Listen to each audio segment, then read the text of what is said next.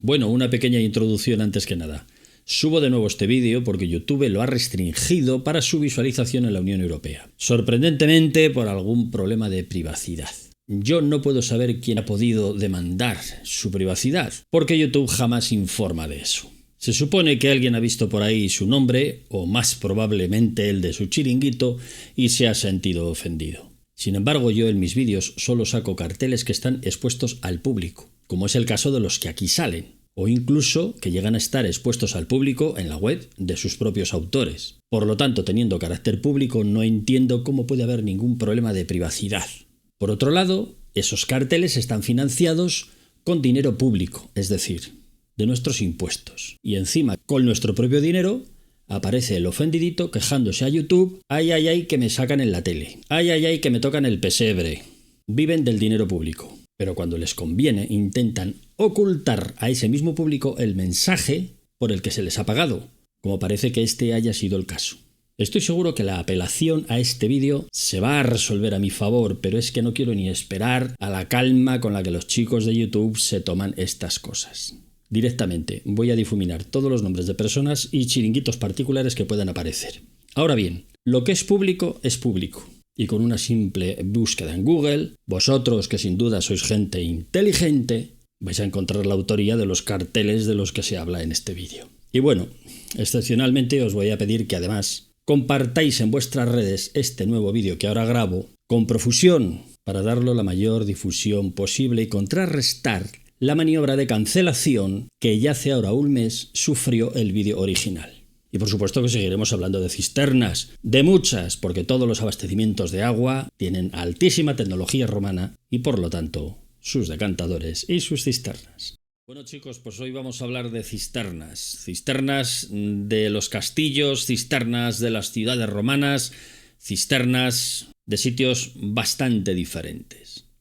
Y vamos a examinar detenidamente solo con algunos ejemplos, porque la verdad que son numerosísimos por toda España, cómo funcionaban estos artificios que se llenaban de agua, pero de distinta forma y con distintas funciones en cada sitio y en cada momento histórico. Vamos a hablar también de las cisternas de los castillos, que son unas de las cisternas más numerosas que todavía pueden verse pues por todos los sitios, ¿no? Por todo el Mediterráneo. En España sin ningún problema. Incluso hay tantas, con tantos carteles que nos dicen que las llenaban de la lluvia allí en lo alto del castillo, lluvia recogida de los tejados, claro, porque si no, a ver de dónde va a poder venir, que no acabaríamos nunca en la vida de tratar de ellas, porque son cientos las que se pueden encontrar y las que se promocionan en los carteles, más o menos de la forma que os he explicado. Trataremos solo algunas de ellas. Y como cada cultura tenía unas necesidades y unas posibilidades de llevar el agua hasta esas cisternas, porque todos no manejaban la misma técnica, la misma ingeniería, ni luego aprovechaban el agua de la misma forma, pues vamos a tratar un poquito una detrás de las otras. Porque sí, incluso los castillos que están en los sitios más elevados, en puntos altísimos, allí aparecen unas cisternas. Allí aparecen unos brocales y debajo hay una cisterna subterránea donde guardaban el agua. Claro, estos señores de los castillos no se bañaban, no tenían piscinas, no tenían termas, no tenían las necesidades que tenían los romanos, que era una cultura mucho más avanzada en este sentido. También se establecían normalmente en otros sitios donde pudiesen llevar el agua de otra forma. Poco a poco. Vamos a hablar de algunos ejemplos. Os acordaréis que entre las ciudades romanas de las que hemos hablado estaba Bílbilis. Bílbilis tiene cerca de 80 cisternas más o menos identificadas, distribuidas por todo el cerro. Y normalmente en las líneas de cresta, es decir, en las zonas más altas, incluso en la zona del collado más alta, es donde está la cisterna más alta de todas.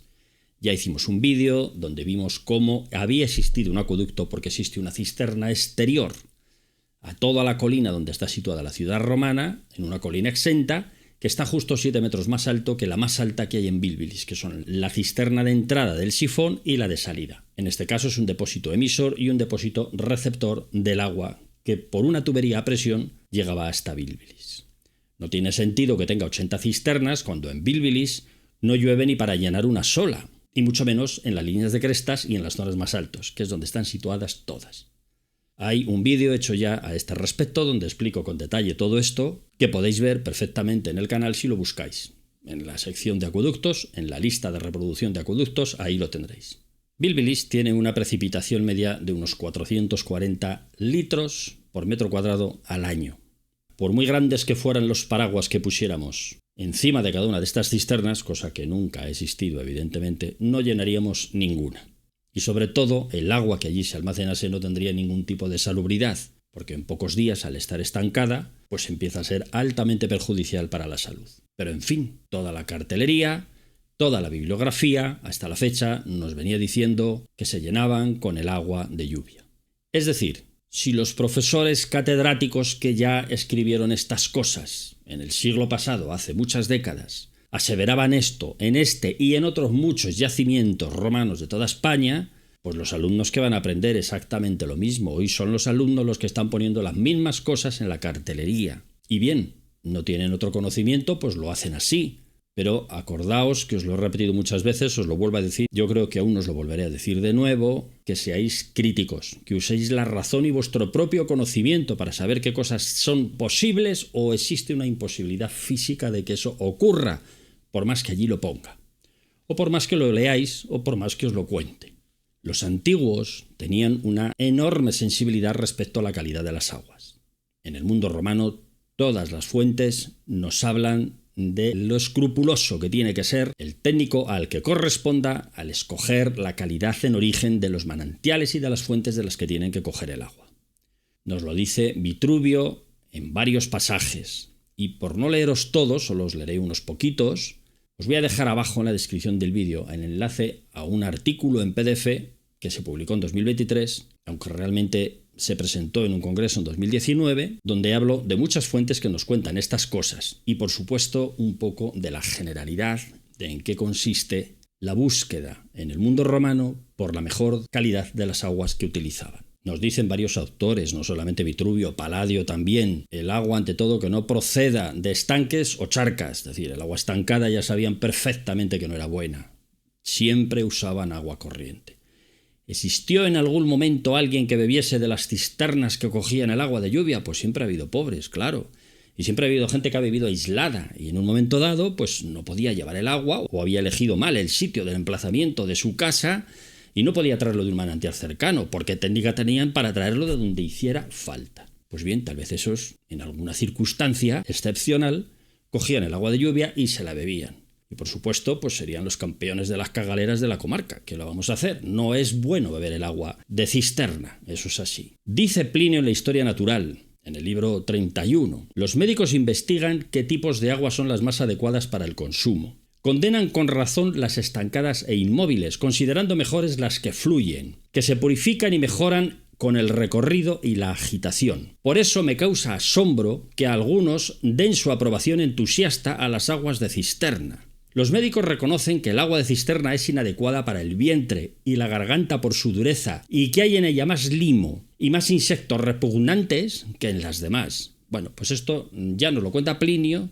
Seguramente que ustedes han tenido experiencias sobradas para ver lo que es un agua de una cisterna que lleva allí ya unos días o unas semanas o unos meses y a ver qué persona mete el morro allí, salvo que se esté muriendo de sed porque acaba de atravesar el desierto de Mojave, ¿no?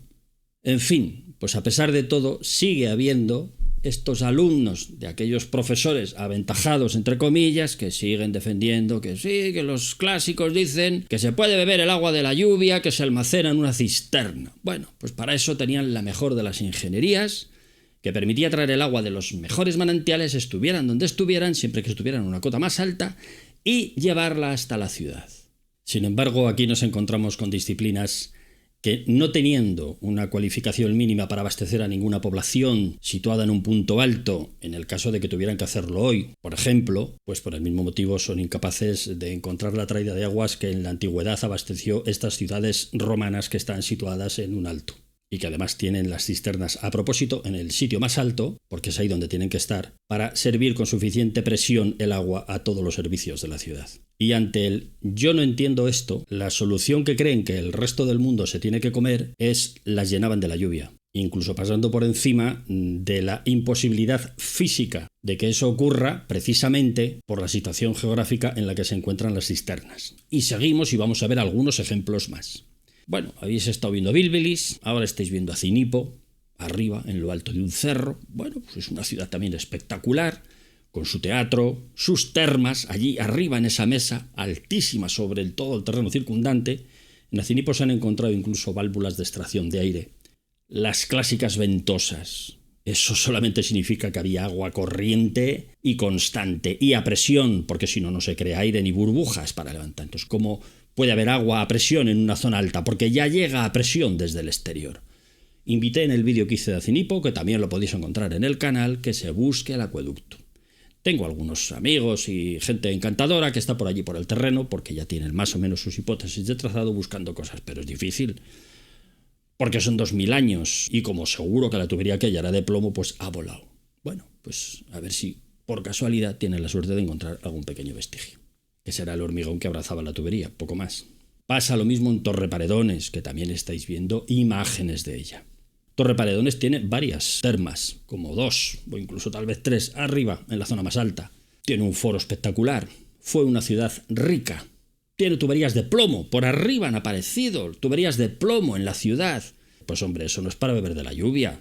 Eso no es para recoger el agua que lleva en el foro y luego meterla en una tubería así de plomo y que vaya hasta no sé dónde, hasta las termas. En aquella zona la precipitación es muy baja, estamos en la campiña cordobesa. ¿De acuerdo? Pues muy parecida a la de Bilbilis probablemente.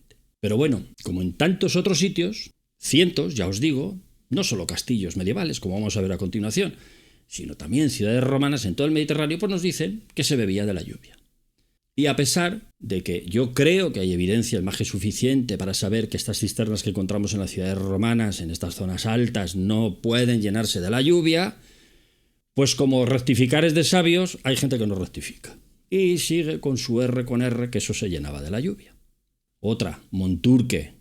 Tiene las cisternas más grandes de España, 12 cámaras gigantescas, en el punto más alto de esta colina.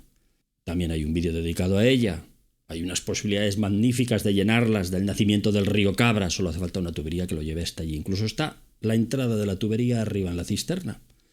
Allí está, no falta la tubería, por supuesto, pero allí está, la huella en el hormigón, entrando por el punto más alto como corresponde a un grupo de decantadores que es este. Hay muchísimos casos así en todo el Mediterráneo, y más que aparecerán. Pero yo todavía no he encontrado en ninguna ciudad romana cisternas de este tipo, y menos estando las ciudades en el alto, que se pueda decir que se llenen de la lluvia. Es que físicamente es imposible. No existe posibilidad física de que acuda tanto agua estando las cisternas en el punto más alto del cerro. ¿Pero cómo se puede defender eso? Bueno, pues poco a poco me lo comentan a mí y la arqueología se da cuenta que efectivamente eso no es así. Habrá que cambiar el guión, habrá que cambiar los libros de texto y habrá que cambiar un poco también el chip de los profesores que siguen enseñando esto. Y los que quieran rectificar y investigar un poquito estas cosas y ayudar, pues bien. Y los que no tengan esa capacidad, ni de rectificar, ni de investigar, ni de nada, pues que sigan con sus cosas. Singilia Barba, allí en lo alto un cerro, toda la ladera está ocupada por la ciudad y también parte del llano. Tiene teatro, tiene circo, tiene un foro estupendo, tiene termas y aquí sí, aquí se ha encontrado el acueducto. Gracias a un arqueólogo que lo investigó bien, hemos hablado también de esta ciudad en el capítulo que hablamos de Antequera. La propia Antequera está situada en un cerro, la Antequera antigua y la moderna también, porque está debajo de la ciudad moderna. Pues también tenía que traer el agua a presión y subir hasta allá arriba el agua desde las mismas fuentes más o menos que hay en Singilia Barba. Los ejemplos son muchísimos, podríamos estar horas y horas hablando de esto.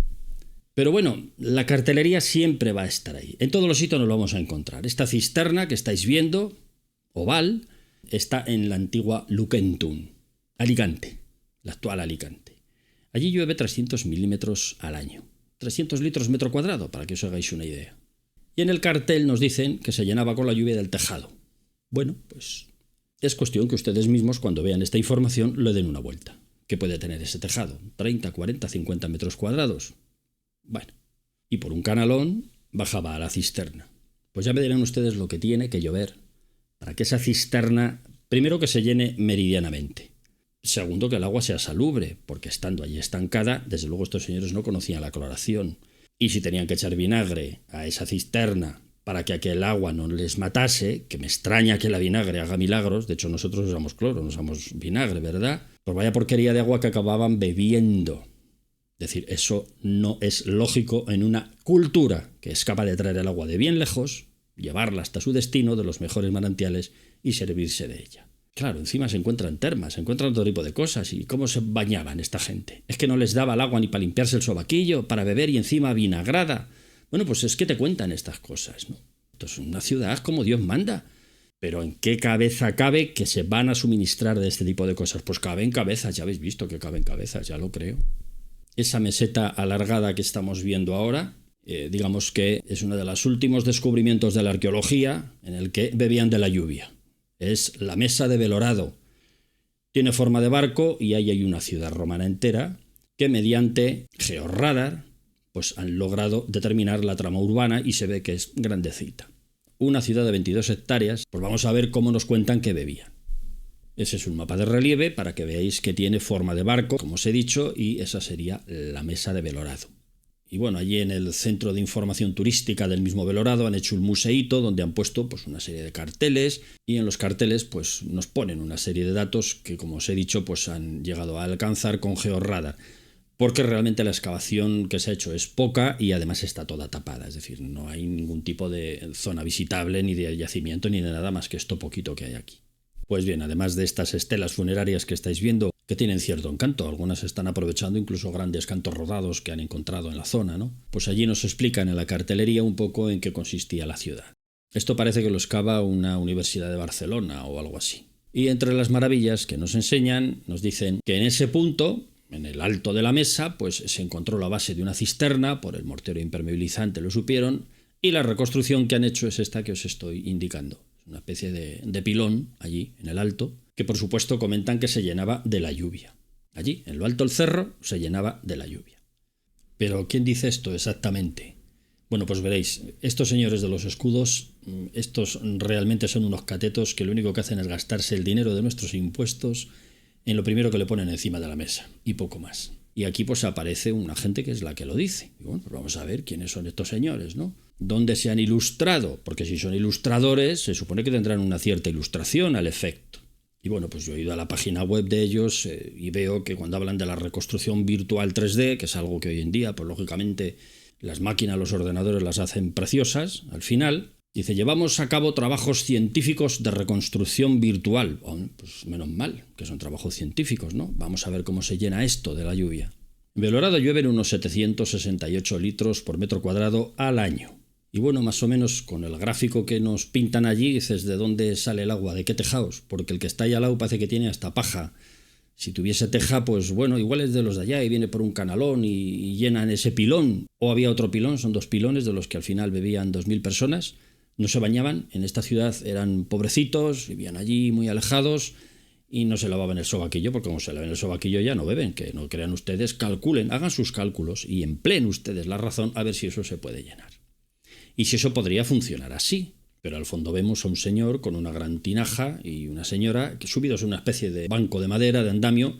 Todo indica que la van a llenar desde allí, por dentro. Eso debe ser porque estos romanos en cuestión no conocían ni el caño, ni el grifo, ni nada. Entonces tenían que meter allí todo para llenarlo. Están muy bien esos pajaritos pintados en el pilón, porque allí caga el que quiera, por supuesto. Eso es lo que da salubridad al agua, seguramente. Pero como es lógico y natural, eso no mantiene la salubridad ni una semana ni dos, suponiendo que el agua sea pura y venga de fuera, ¿eh? Porque como venga de los tejados ni desde el primer día. En fin, que una ciudad pues parece que tiene que beber de estos pilones, que ya no sé si eso llamarlo beber o abrevar. Y lavarse entre poco y nada, claro está. O se bajan al río a lavarse, pero si bajan al río también puede bajar al río a beber, ¿no? Que seguro que es más sana el agua del tirón que pasa por allí que la de la cisterna esta que recoge los tejados cuando llueve, X veces al año. Pero bueno, al margen de las indicaciones de los clásicos, que tengan cuidado de beber el agua de cisterna, y menos una población de este tipo. Incluso las villas más humildes tenían su abastecimiento de agua. Mismamente en la villa de Noedan encontró una tubería de madera. Pues bueno, estos de la Mesa de Belorado, según los científicos, bebían de lo que recogían de la lluvia en ese pilón. Y eso es lo que hay. Así que ustedes mismos, no me crean a mí, razonen cuando vean estos carteles y estas cosas. Y defiéndanse, porque la mayoría de ustedes seguramente son muy jóvenes y no lo recuerdan, pero ya se lo voy a contar yo. En el siglo pasado hubo un esfuerzo en toda España y en Occidente en general, en Europa, para abastecer de agua a todas las poblaciones que no tenían todavía suministro de agua potable, la famosa traída de aguas. Incluso hasta los pueblos más pequeños, hoy en día en España, tienen ya su traída de aguas, y en toda Europa, y en Occidente en general. En los países del tercer mundo todavía no, porque llevan un desarrollo pues más retrasado, lógicamente, ¿no? Pues bien, eso era tan fácil como contar con los mejores técnicos para ese momento, que solían ser hidrogeólogos, que buscaban los puntos de captación de agua más adecuados, fuentes o incluso subalveos o puntos donde se pudiera captar el agua, a ser posible más alto que la propia ciudad o pueblo que se iba a abastecer, y luego, mediante la intervención de ingenieros civiles, que son la única profesión especializada en el manejo del agua, meter kilómetros de tubería, o cientos de metros, depende de donde tuviese cada uno el manantial, ¿no? Y llevarla hasta un depósito en altura, en el pueblo, en la colina o en cualquier otro sitio, para que desde allí con presión se suministraba a todas las casas. Pues bien, estos depósitos, más grandes, más pequeños, se fueron haciendo sobre todo durante todo el siglo XX, porque en el siglo XIX solo las grandes capitales y las privilegiadas tenían un abastecimiento de aguas porque ya lo estaban necesitando, si no, pues la peste bubónica la tendríamos todavía hoy a la puerta de casa. Y la disentería sería la enfermedad más común, pero eso se fue solucionando gracias a las traídas y a los abastecimientos de agua. Y se traía de donde estuviera, porque había que traerla, y tenía que ser de calidad, a pesar de la depuración química que hoy hacemos. Sobre todo, también utilizamos la depuración física, la decantación, como los romanos, pero tenemos químicos que depuran el agua, químicos que no usaban los romanos, porque ni los conocían ni los necesitaban. Ellos habían establecido un sistema para que el agua llegase con suficiente pureza al consumo. No os voy a dar la paliza leyendo a Frontino aquí durante 3 horas, pero sí que os invito de nuevo a pinchar abajo en el artículo un PDF, que ya os digo, es de 2023, donde resumo todo esto. No es corto el artículo, pero aún así está todo esto resumido. Y se establecían este tipo de depósitos, que a veces eran exentos, en mitad del pueblo, arriba, encima de esas edificaciones, pues son depósitos de agua, ¿no? Eso sí son cisternas, claro, y desde allí pues bajaba el agua. Una vez depurada, normalmente se cloraba el agua arriba en el propio depósito, siempre se hace así. Y otros pues se establecen como estos en la colina, justo al lado del pueblo, en la zona más alta, ¿no? Es un sistema muy parecido al que estamos observando en muchísimas ciudades romanas claras, porque tienen su acueducto, tienen tal y cual. Bien, pero digo yo, ustedes saben el esfuerzo millonario que costó a países como España, en Europa y en todos los sitios, establecer este sistema de abastecimiento de aguas. Para todos los pueblos, incluso las aldeas más pequeñas, hoy en día tienen ya su abastecimiento de aguas con estas características que os estoy diciendo. Y no podíamos haber ahorrado la tubería y teniendo ahí el depósito ya en la ladera que se hubiese llenado con la lluvia. ¿Cómo es que no consultaron a estos científicos? Si es que estamos tirando el dinero. Es una locura, kilómetros y kilómetros de tubería. ¿Ustedes saben lo que cuesta eso? Eran de diversos materiales, al principio eran de fundición, muchas veces, eran de muy buena calidad, ahora ya son plásticas, etcétera, ¿no? Pero son carísimas en todo caso. Un metro de tubería cuesta un pastizal, multiplíquenlo por los que hacen falta, ¿no? Para llevar este tipo de abastecimientos. Bueno, pues estos depósitos están en todos los lados. ¿Y por qué no llenamos esto de la lluvia? Si bebían 2.000 personas allí en la mesa de velorado, pues también pueden beber en el pueblo, que son igual 200 o 100, porque hay pueblos muy pequeñitos que tienen su depósito, ¿no? Y total, para una ducha diaria, pues ya les daría, ¿no? O no. O igual no. Igual eso no ha funcionado nunca, ¿verdad? En fin, que esto es como se hace hoy en día y es como los romanos lo hacían. Lo hacían en todas las ciudades y se puede ver perfectamente con el arte que lo hacían.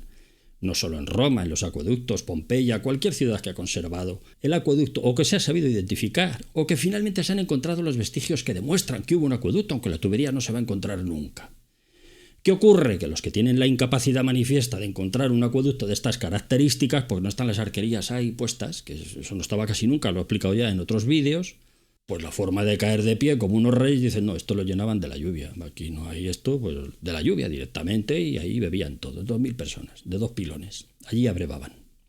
Y digo más, ¿qué tal si estos chicos hacen esto que se llama ahora arqueología experimental, que está tan de moda? Se suben allí al cerro de la Mesa, instalan un pilón de estos con algún tejado para recoger la lluvia y están un año hidrológico completo, sin salir de allí. Y beben de lo que caiga de la lluvia y le suministre aquello. A ver qué resultado tiene ese experimento. Sería una buena prueba, ¿verdad? En fin, que como esto es una lástima, vamos a pasar a los castillos medievales, que son también un aspecto muy interesante, y vamos a ver qué está pasando aquí, porque también nos dicen, no, los llenaban con la lluvia, lo ponen allí en los carteles. Y como yo no puedo recorrer todos, pues os invito a decirme abajo en los comentarios, mire, en este castillo de mi pueblo o este que he visitado, aquí tiene el cartel o esto pone en el cartel, o mandadme el cartel por correo electrónico y hacemos una colección. Igual nos salen 1000, yo que sé cuántos carteles nos van a salir, ¿no? Que beben de la lluvia en estos sitios. Dicen, bueno, pues a ver cómo llenas en este peñón, que es el castillo de Atienza, que es un peñón natural fortificado con una torre, que nunca ha tenido más, Tiene dos aljibes importantes, como son esos dos que veis que están llenos de vegetación, pero unos pedazos de aljibes tremendos. ¿Cómo los llenas de la lluvia? Malamente, ¿verdad? Entonces, ¿cómo los llenas? Pues habrá que resolver esta incógnita, pero de la lluvia va a ser que no. Ahí veis que tienen su fábrica, su mortero impermeabilizante, que tienen su recubrimiento en color rojito, que lo veis perfectamente. No es opus igninum porque no es romano, claro que no, pero es mortero impermeabilizante, que se ha llamado siempre tejoleta, que se ha usado hasta el siglo XIX, la tejoleta, para impermeabilizar canales y estas cosas. Bueno, pues ya me diréis cómo se puede llevar el agua a este castillo, a los aljibes de este castillo que estáis viendo ahí arriba. Desde luego con tuberías a presión es imposible, porque ahí hay kilómetros, bueno, toda la región que está incluso más baja que lo que es el castillo de Gormaz, uno de los grandes bastiones califales que tenemos en la provincia de Soria. Pero tiene arriba recipientes para guardar el agua. Tiene un aljibe importante, que ahora vamos a ver, y tiene una alberca grandísima. ¡Ojo! Esto es el Gormaz. Ya veis cómo en ocasiones incluso está por encima de las nubes, de la niebla, ¿no? Para que os hagáis una idea en la altura en la que está puesta. La precipitación en Gormaz, sacada de los datos pluviométricos, es de 336 litros por metro cuadrado y año. Eso es precipitación de desierto, prácticamente. Es una zona relativamente seca. El árbol que allí abunda es la sabina, que es un árbol durísimo, precisamente que aguanta muy bien la sequía. Y el frío, porque allí hace de todo. Pues bien, como os digo, en este castillo pues nos encontramos un aljibe en la parte del patio de armas, justo en el centro del patio de armas, donde está también pues la torre del homenaje y estas cosas que se llamaban, y una alberca en la parte alargada, digamos, de lo que es ya el gran castillo, donde se albergaban las tropas o lo que haya habido en cada momento histórico que este castillo ha funcionado. Parece que en el siglo XVI se convirtió ya en una cárcel. Y el último episodio que ha tenido este castillo, de poca importancia, pero todavía debieron de andar por ahí, fueron las guerras carlistas, siglo XIX. Todavía anduvieron por allí. No sé si usaron los aljibes o no, pero están muy bien conservados. No me extrañaría que ya usaron los aljibes por si les asediaban o lo que fuera, ¿no? Resistir. Pues bien, en este patio de armas podéis ver los aljibes y podéis ver ahí un cartel que explica pues lo que nos explican en todos los lados. Que estos aljibes se llenaban con el agua de lluvia que caía en los tejados y que después iban a parar al aljibe. Para eso no sé si es muy útil ponerlo en el centro del patio de armas, pero pégale usted a una de las viviendas, ¿no? Que el canalón baje directamente, no anden con canalones por el mitad del patio de armas que os estorba, ¿no? Y ahí veis el cartel que pone aljibe, bueno, pero aún así dice gran cisterna, que es lo que es, para el almacenamiento de agua de planta rectangular y cubierta con bóveda de cañón. Bueno, sigue diciendo cosas y dice al final, que ahí os lo remarco, se abastece de las aguas recogidas en los tejados y patios. Ojo. Además de aportes exteriores. Esto me parece que en el cartel anterior, que los han renovado hace poco, no venía. Pero bueno, ahora dicen, además de aportes exteriores, ¿cómo se aportan exteriores? Bueno, pues ahí está. Pero el concepto es que se abastece de las aguas recogidas de tejados y patios. Bien, bueno, y luego explicaremos a ver cómo se resolvía esto, porque si os dais cuenta, pues la intendencia de los ejércitos es muy parecida, tanto en el siglo XIX como incluso en época medieval. Cambia mucho la aparición del arma de fuego, lógicamente, la pólvora, y cambia después, mucho más todavía, pues el vehículo con motor de explosión, claro. Fijaos lo que son hoy los ejércitos y lo que han sido pues hace un par de siglos, ¿no?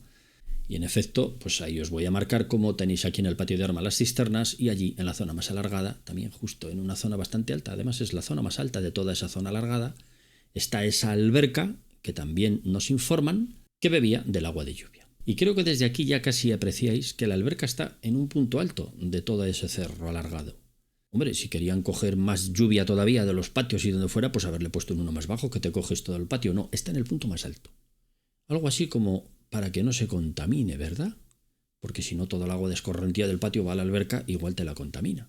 Fijaos qué detalle. Pues esta es la alberca o lo que queda de ella, claro. Se supone que el aljibe era para las personas y la alberca era pues para los animales, para los caballos y las bestias que tenían que beber, claro, sobre todo si estaban sitiados y no podían salir fuera, no podían bajar al río Duero que lo tienen allá abajo mismo. Entonces pues no les queda más remedio que estar igual de sitiados que los soldados, que las personas, ¿no? Los animales tendrían que beber una temporada, lo que ellos calculasen que podían aguantar un asedio, que tampoco era mucho. A veces con una semana de asedio allí estaban todos esos polvo ya, si no recibían ninguna ayuda del exterior. Y también tiene un cartel, como estáis viendo ahí abajo, en esa esquina, pues que nos viene a decir prácticamente lo mismo que ya nos han contado en los aljibes. Siempre han dicho lo mismo. En esta y en todos los que os digo que encontraréis por España. Ahí veis el cartel que llaman alberca. Bueno, pues es la palabra con la que definen ese gran pilón, ahora sí, pilón, donde abrevaban las bestias, casi seguro, y en la que nos dice ese texto que os remarco en amarillo: recoge las aguas de tejados y escorrentías con aportes exteriores ocasionales de forma similar a los aljibes. Bueno, pues ya está, no le den más vueltas. Porque claro, todos estos castillos, por razones defensivas, estaban en el punto más alto, precisamente para defenderse bien. Y uno de los problemas fundamentales que tenían era el agua. Es decir, tenían que tener agua para, en caso de asedio, pues poder aguantar pues una semana, 2 semanas o lo que fuera. Por lo menos hasta que el agua se pusiera mala. Ojo, es un detalle. La comida es más fácil de conservar normalmente. Incluso había salazones, había bizcochos, había otras cosas que les podían durar muchísimo más. Pero el agua es muy, muy, muy delicada. Puedes tener incluso un poco de agua en pellejos, puedes tener agua de otra forma, pero se te va poniendo mala. Y es limitada, el volumen que tú puedes almacenar suele ser limitado. Por eso tenían que disponer de este tipo de almacenes de agua, ya nada que ver con el mundo romano, lógicamente, para poder sobrevivir. Y esta es una infografía 3D de Tony Pardo, que es un buen ilustrador de allí de la provincia de Soria, que a mí me parece muy verosímil, en la que podéis ver así una vista general de lo que era el castillo de Gormaz. Y bueno, ahí veis que por los restos constructivos que hoy se pueden apreciar en el castillo de Gormaz, los tejados son muy limitados, son apenas tejadillos alrededor de la muralla en la parte interior. Incluso hay una parte central que está construida y se ven allí los restos al lado de la alberca, que también la pinta cubierta con tejados. Bueno, pues tal vez esos pocos tejados pudiesen sacar un poquito de agua para la alberca, que me extraña, eso no ha funcionado así nunca. ¿Y qué me decís de los aljibes? Que los tenéis aquí arriba, justo en el centro del patio de armas. Pues sí, ahí tenéis también unos tejados, pero que una vez que bajas tienes que meter el canalón subterráneo para pinchar el aljibe, pues arriba en la bóveda, ¿no? No hay huella de eso, todo se ha dicho. Así que igual iba en superficie y caía por el brocal. Pues ya tienes un canalón estorbando en mitad del patio de armas. Eso es que no tiene mucho sentido, beber de la lluvia. Vuelvo a repetiros que la precipitación de Gormaz es de desierto, 336 litros metro cuadrado y año. Que los tejados que daban pena cuando te caía el chaparrón, y lo que iba a parar allí era muy poco potable. Como veis, la disposición es bastante correcta, porque es lo que se observa allí en las ruinas y no ha hecho más que cubrirla de tejados en la infografía 3D. Dices, pues ¿cómo subían el agua allí a estos castillos que estaban tan arriba? Bueno, pues como os he dicho, la intendencia es muy parecida. Al menos para suministrarse en estas zonas altas, hasta que apareció el motor de explosión, donde lógicamente cambió todo. Incluso apareció la artillería de largo alcance, donde ya no tenía mucho sentido ponerse en zonas muy altas, porque ya las guerras carlistas solo elegían las fortalezas más altas y más inexpugnables. Las bajas las achicharraban con la artillería que había en ese momento ya, ¿no? En el siglo XIX. Pues eso ha funcionado igual pues hasta finales del siglo XIX o primeros del siglo XX, en el que luego a partir de ahí ya pues se pierde esta forma de suministrarse en zonas altas, ¿no? Por supuesto, esta gente tenían un enorme número de bestias y tenían que suministrarse de esta manera que estáis viendo. A base de odres y de pellejos que subían el agua. Muchos odres se quedaban allí con el agua, pero otros estaban destinados a ser vaciados a un aljibe impoluto y limpio que acababan de limpiar. Porque eso sí que lo harían bien, limpiar el aljibe hasta que aquello estuviese impoluto. Allí se llenaba el agua, claro, pero sí es que hay memoria de estas cosas. Eso que estáis viendo es una posición en altura que duraría meses, seguramente de las guerras del Rif. Allí tenían que tener comida, tenían que tener agua, tenían que tener de todo. Y probablemente tuviesen algún aljibe temporal que hiciesen, o no tan temporal, pues para el caso de asedio. Que fue una guerra muy dura y que tuvo asedios terribles, muy duros, que dieron lugar a verdaderas hecatombes de los soldados.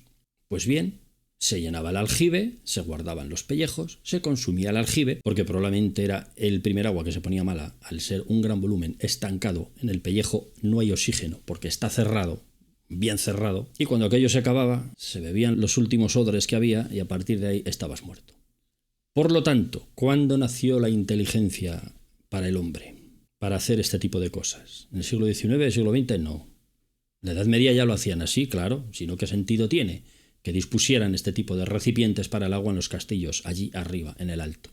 Que eso no se puede llenar de ninguna otra forma. Incluso los romanos podían haberlo hecho así. Figúrense ustedes que no tienen acueducto por ejemplo en este medio, porque esto ya lo tenían. Lo llenan desde los mejores manantiales, con odres, con lo que hiciera falta, pero no. Los romanos sabían llevar con tubería desde los sitios que hiciera falta y puntos más lejanos el agua hasta cualquier destino. Estuvieran en Italia, estuvieran en Siria o estuviesen aquí. lo hacían exactamente igual. Es una cultura con una técnica avanzadísima para estos extremos. Y eran tan inteligentes como nosotros. Bueno, no estoy seguro, porque visto lo que estamos viendo, me parece que hemos ido hacia atrás en algunas cosas. Y esto es todo lo que os he podido contar sobre las cisternas en este capítulo. Que si algún día tenemos que hacer otro capítulo más, pues ya lo haremos. Hasta otra vez, amigos.